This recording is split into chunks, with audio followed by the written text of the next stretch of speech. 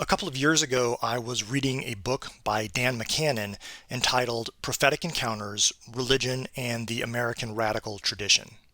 And in that book, I learned about a piece of American religious history that I had never heard of before, and it absolutely arrested my attention. It seems that in the decades following the Civil War, there were several mainline Protestant Christian ministers who were no longer welcomed within their denominations because their personal theology and their political views, which were tied together, had become too radical for the institutions they represented.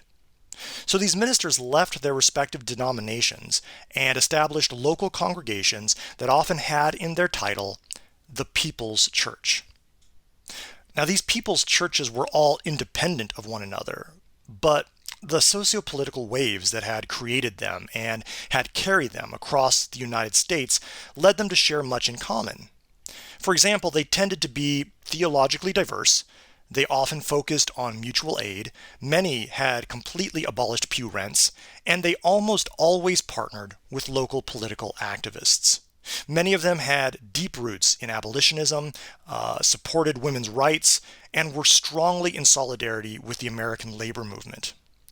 Now, the theology of the People's Church movement in many ways prefigured certain tenets of liberation theology, including a focus on the value of justice, which would require reclaiming power from the privileged elites and returning it to the disempowered, the dispossessed, and the disenfranchised, those who had been pushed to the margins of society. In other words, the people. And though there are still some churches around today still called the People's Church, the movement had mostly died out by World War II.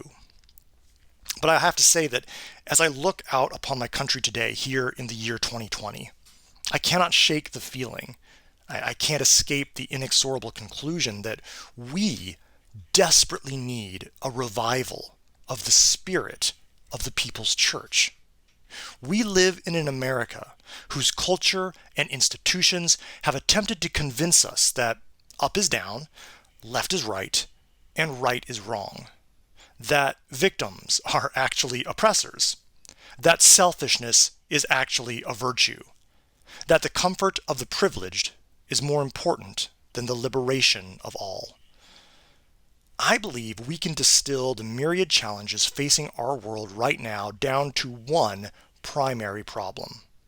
It's a problem with roots that are social, economic, political, religious, and moral. Simply stated, the problem is this: we have obscenely powerful elites who are accountable to no one.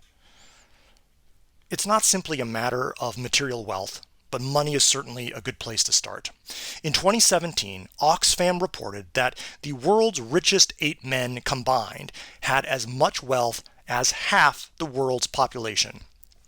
In other words, if we had a scale, and on one side of that scale we had the assets of these 8 men, and then on the other side of the scale we had the combined assets of the 3.6 billion poorest human beings on Earth, that scale would be perfectly balanced.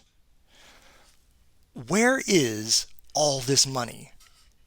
The United States is the richest nation on earth. It's the richest nation in the history of the world, yet you could never tell that by walking through 99% of the neighborhoods in any American city or town. Right now, we have 40 million people living below the poverty line. A quarter of all Americans have reported not going to the doctor when they needed to because they're scared of the cost. Nearly 70,000 Americans die every year because of a for-profit healthcare system that we can't afford. 54 million Americans are in danger of food insecurity, and right now, 30 to 40 million Americans are in danger of being evicted from their homes, even though there are already over 17 million vacant homes across the country. That's the obscenity. We have the resources to eliminate all these problems. According to a 2016 Federal Reserve study here in America, if we equalize the wealth of all American families, each household in America would be worth $692,100. Now, some say that this is evidence that the system is broken, but they're wrong. The system is working exactly as it has been designed. In this system, power and wealth are supposed to flow to the top by exploiting the hard work of everyone else. It is a system designed to ensure that the rich get richer by stealing from the poor. The principles and the outcomes of this system stand against everything I understand of God, which I have found through Scripture, through reason, through revelation, through the lived experience of all God's children, both now and throughout all of history. I believe that God's kingdom, the community of God, I believe it is founded on the principle of justice. And justice is even more foundational than love, because if you perpetuate injustice through action or inaction, if you disallow your brother or sister or sibling from enjoying the full expression of their humanity, if you withhold all that is due them as a matter of birthright just because they are a child of God, then you are not loving them. You might like them. You might occasionally be nice to them, but you're not showing them anything resembling God's love. Inequalities bind us, physically, emotionally, and spiritually. The Apostle Paul once wrote, "Where the Spirit of the Lord is, there is freedom." So, if there is no freedom here, it must mean that the Spirit has departed, if it was ever here to begin with. If we wish to prepare a place where God's Spirit will rest and dwell, then we must first break all the chains. Thus, our salvation is in our collective liberation.